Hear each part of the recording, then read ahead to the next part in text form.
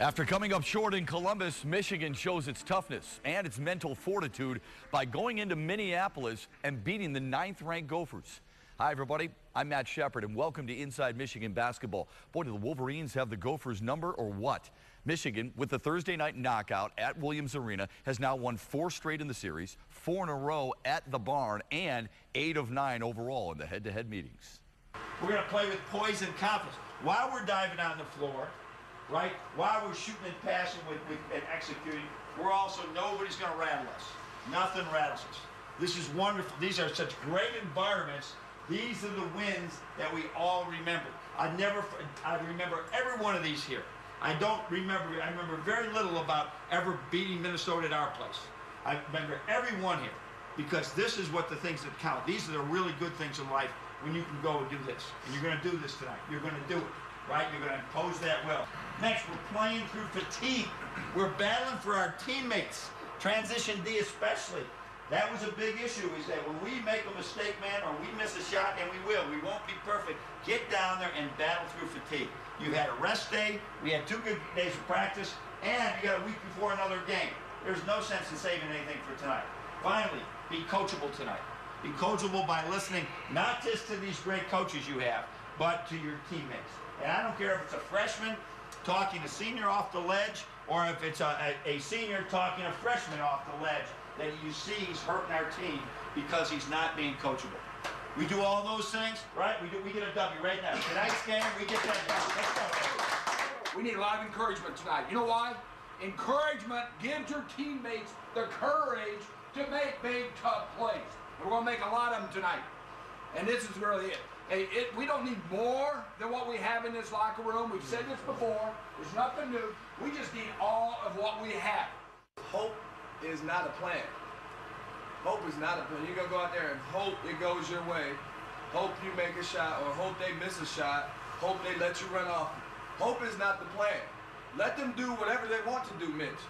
When we in here and we all on, we do what we do anyway. It's Michigan basketball. We don't hope anything. I hope they play their best. I hope they come out and they play as good as they can play for 10 minutes, and we can take that punch and we still gonna get it done. Dearly beloved, we are gathered here today to marry 2 things. We got a marriage license in our hand: defense and rebound. If there's anybody in this room that has an objection to that, speak now or forever hold your peace. Coach, it's Muhammad Ali's birthday, and all I can think of is my favorite quote. Man, he was a bad man. Let's go.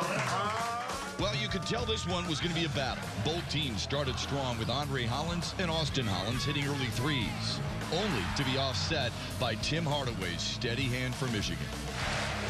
Stauskas topside Hardaway. Clean look at a 3. Buried it. The Wolverines would trail by 3 about 5 minutes into the game before they quieted the sold-out Williams Arena crowd with an impressive 16-3 run keyed by a Trey Burke triple. Left sideline for Burke. Burke wants to sprint, jumps into a 3. Get in there, yes, sir. From the left side, Trey Burke, money ball, 24-16 Michigan. And Mitch McGary doing what he does best, bringing energy and results. Leans in, scoops, off the glass, no, tapped out by Stauskas, picked up by Robinson, middle of the floor for Burke. Burke bounce past McGary, lays it up and in. Hardaway and Burke carried the load the rest of the way with clutch jumpers. Hardaway would hit 6 of his 7 shots in the first half, scoring 17, and helped the Wolverines build a 6-point halftime edge. Robinson, right side for Hardaway. Michigan's got numbers now. Alley-oop, Hardaway jams it down, right over Trevor Mbakwe. What a beautiful feed from Burke. My teammates just did a great job of just finding me, and that just comes with execution and just having trust in one another, that's all. No, I just knew he was getting it going in the first half. You know, when he hits his first couple of shots, first 2 or 3 shots, you know, he's the hot hand. I think I missed him one time, and I got on myself about that, but, you know, we just kept going to him. We knew he was the hot hand, and, you know, once the defense started, you know, shading towards his way, it kind of opened it up for everyone else. And, you know, we need guys like Tim. We need guys like Nick and Glenn to step up, you know, pretty much every night, you know, to have a good chance to win. Michigan would impose their will and show their athleticism early in the second half, going on a 14-3 run behind 3 balls from Burke and Nick Stauskas. Toss pass for Julian Welch. Drives on Stauskas. Lanes up with a left hand. Blocked by McGarry. Tapped out by McGarry. Chased down by Robinson. Shovels it ahead to Burke. A crossover, middle of the floor. Feeds Stauskas. Left side. Eyes the three. Yes! From the left side, Nick Stauskas.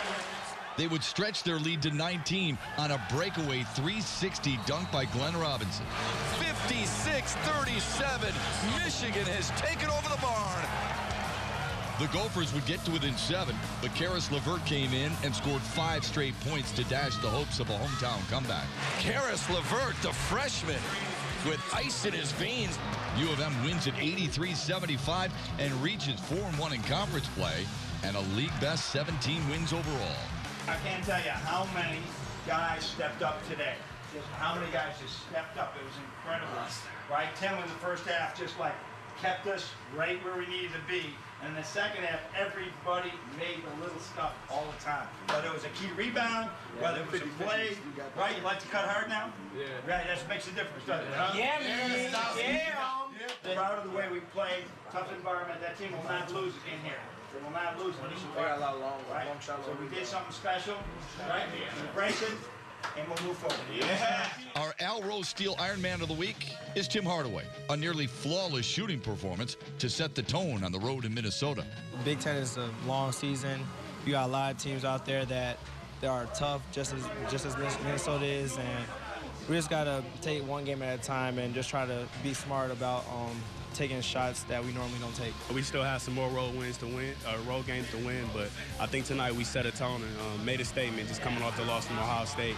I think we did a good job of coming out, with raising the intensity in the first half, and it carried over to the second half. Guys stepped up off the bench and hit big shots, and we knocked free throws down the stretch. Stay with us. We get the thoughts of the head coach, his opinions on his club's toughness, its comfort at the barn, and if his club answered any critics. Stay with us.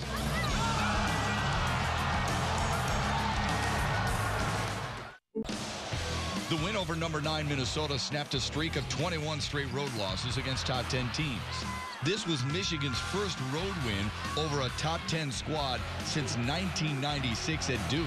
And U of M has now beaten Minnesota 8 of the last 9 meetings, and they've won 4 straight in the barn. But that doesn't mean John Beeline thinks his team has the Gophers numbered.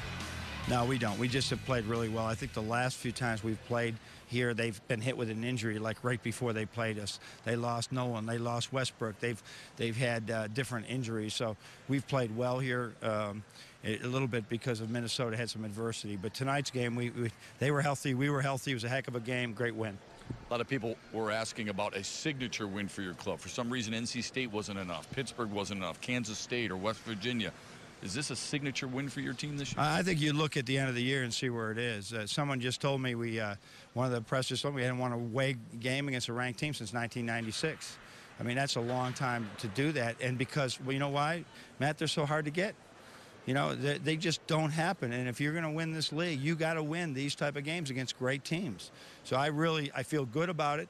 Doesn't mean anything, right, if we don't go and hold court against Purdue on Thursday. You and I talk about leadership all the time. Tim Hardaway showed an awful lot of leadership, not just with his scoring, but with his defense tonight. I mean, that young man has become such a great face of our program. That the way he conducts himself at the university, the way he guards people, the way he works out.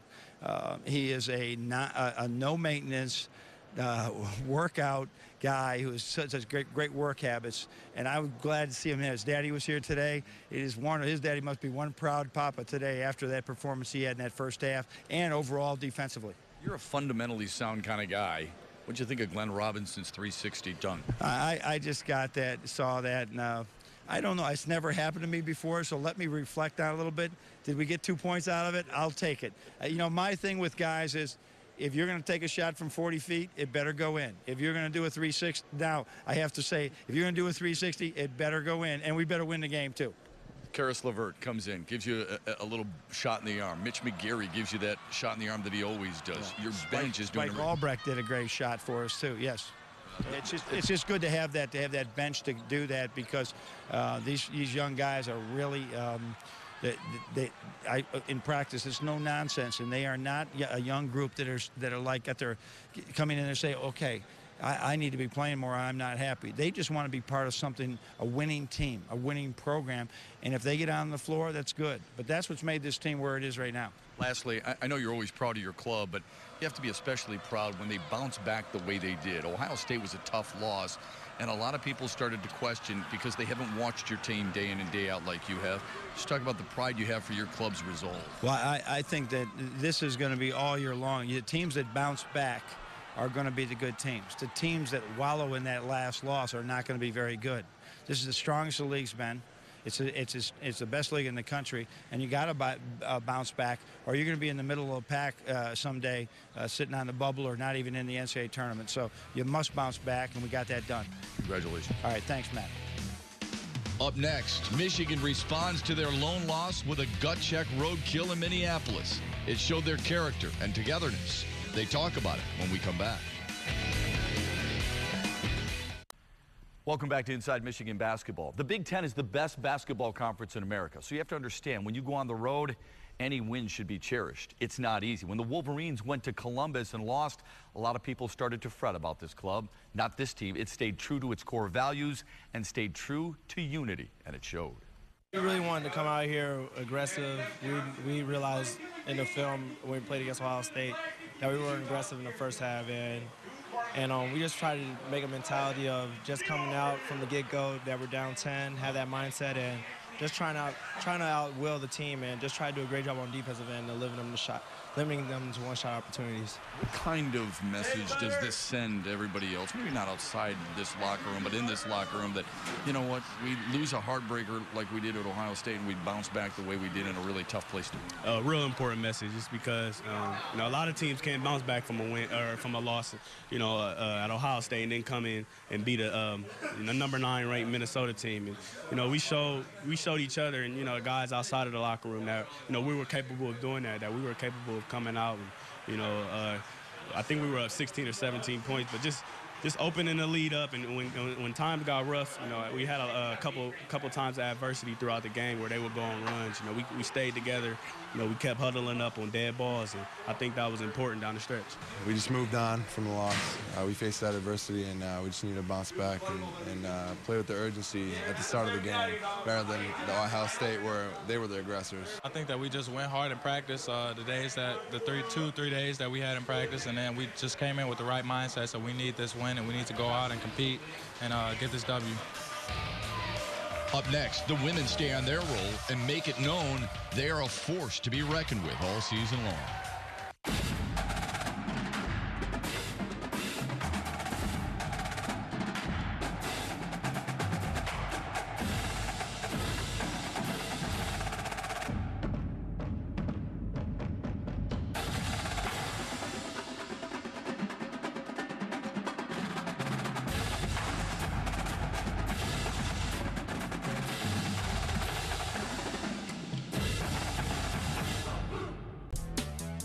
Welcome back to Inside Michigan Basketball. The women's team went on the road and beat Northwestern last Thursday 67-53 for their 10th consecutive win.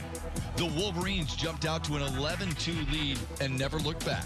They led by as many as 23 points while improving to a perfect 4-0 record in Big Ten play. Senior Kate Thompson made a school record 7 3-pointers and led U of M with 23 points. My teammates are giving me absolutely unbelievable screens today. Jenny found me so many times in the zone. I don't know. We're just trying to get this win. We're 4-0 now, so it's off to a great start. Michigan has won 5 of 6 road games this season. They'll return to the friendly confines of Chrysler Center Monday night to take on Penn State. For more on the first-place Wolverines, here's Sarah Van Meter. Matt, for the first time since December 23, 2002, the Wolverines are ranked in the Associated Press poll. Michigan also made a huge jump in the coaches poll, receiving 27 votes after totaling just 2 last week. It's awesome. We were really shocked. It's been a while for our program, but I think it's really good for our program and our name. We're finally, back on the radar of things. But I mean, from a team aspect, we can't really look at that. We can't be satisfied with it, and we got to just keep moving forward in the Big Ten. You get a marker of where you stand in the nation and something to hang your hat on, and it's just exciting, like I said. And I think that from a recruiting standpoint and from a recognition standpoint, it's really good for this program to have something to say this is where we are at and this is where we intend to go. Michigan continues to rank among the best in the country at shooting the ball, both from the field and from three-point range. The Wolverines ranked 9th nationally in field goal percentage and 6th in three-point field goal percentage. That's a huge reason why the Wolverines are currently ranked 25th. We haven't been ranked in a long time, so we don't want to forget, you know, how we got here, and we want to continue to work and continue to improve. But I really do want the kids to enjoy the moment because this senior class has done some incredible things here, and this is a special achievement for them, and I want them to appreciate it. The pollsters will be paying attention on Monday night when Michigan hosts 8th-ranked Penn State, who's also unbeaten in the Big Ten. The Wolverines will then travel to Indiana on Thursday, and I'll, of course, have a complete report on the Wolverines next week on Inside Michigan Basketball. I'm Sarah Van Meter. All right, Sarah, thanks. You know, leaders can come in a lot of different forms. You don't always have to be the #1 scorer or rebounder. When we come back, the man who keeps this team together in a unique way, Corey Person, joins us after this. Hey, I said who will be standing at the end? I said Michigan. Pistons, Magic, Tuesday on Fox Sports Detroit Plus. Most kids can't wait to get out of college. Corey Person wants to stay in college, at least for another year, and stay with this basketball team. What was the ultimate reason you wanted to come back to this team? Just seeing the potential that this team had, knowing that the guys that we had coming in, and just believing that this team would have something special coming into this year, and that we were going to be able to do something special this year. So ultimately, I just wanted to be a part of that, and I wanted to try to get the team to its fullest potential, and I felt like me coming back could help that process. You know, it wasn't long ago where an All-American here at Michigan, Taylor Lewan, decided to return for his senior season when he could have gone pro. I know you weren't in that situation, but he was talking about being part of a Michigan family, that you don't really know what it's like unless you're here. Yeah. That probably had something to do with it too, because these are your best buddies, right? Yeah, definitely. It's a family here. You know, sometimes you're on a team where you're not really that cohesive with the guys. You don't hang out that much outside of the locker room, but these guys right here, these are my brothers. I hang out with them all the time. I talk to them all the time, so sometimes you would feel like we probably get enough of each other because we see so much of each other all the time, but these guys are like my brothers, so it's definitely being a part of that family, being a part of this culture that we have here. Like Taylor said, it's something, unless you're in the locker room, unless you're here, you don't know what the feeling is like. Look, you may not average 33 minutes a game and 18 points per game, but your voice is heard loud and clear on this club. How much does that mean to you, and what is the message that you send to these guys on a daily basis? It means a lot, you know, especially for, like you said, for the guys to respect, you know, my voice, even though I'm not out there playing with them as much as some of the other guys. That just means so much to me, and it kind of makes you feel, still makes you engaged in everything that's going on, and make you feel a lot more valued on the team, just because, like you said, you know, having that voice is very important to me. And what was the second part of the question? Well, just what are some of those messages that you give? Because John Beeline talks about you a lot and how he relies on you to relay some of those messages. You're a good sounding board for a lot of those guys, aren't you? Yeah, just sometimes it's, you know, it's just messages that sometimes that the coaches are giving, but it's just different, you know, coming from me. But a lot of the messages is just, you know, a lot of the preaching defense, preaching staying poised a lot, you know, during these games, especially during the Big Ten season. You know, a lot of the games go down to the wire, so it's just letting guys know that every possession is valued, and, you know, and just letting them know that our success is going to be based upon our defense. So just trying to preach those little things, and sometimes it's preaching things that the coaches have already said, but it's just different hearing it come from one of the players. It's also difficult for a lot of guys when you're trying to balance so much in a student-athlete's life. You kind of keep it light for them, too. Yeah. Why do you think that's important on a team like this? Because, like you said, this is a very, very long season, so it's a grind. So if you're coming in here and you're dreading every day you're coming in here, it makes the season that much longer, and it makes it harder for you to get through the season and keep a positive attitude. In order for a team to have success, there has to be a lot of positive attitude surrounding the team. So, you know, I just try to bring that, like you said, just keep it light around here and joking, you know, keep it joking and keep guys upbeat, because we don't want guys in here dreading, because then that starts bringing down everybody else. And before you know it, the whole team is just kind of lagging around and, you know, dreading and coming every day in practice, so you're not practicing as hard. So if we're having fun while we're in here, that allows you to be practicing hard sometimes without even knowing that you're practicing hard, because you're enjoying it while you're doing it. Really is great to have you back. His first name is Corey, but it could be good because that's exactly what he is. He's a really good person. We're glad you joined us for this week's edition of Inside Michigan Basketball. Hope you can come back next week. We'll recap the Ladies' Week and Corey and the Wolverines on the road at Illinois and at home against Purdue. Until then, have a great week, everybody, and go Blue.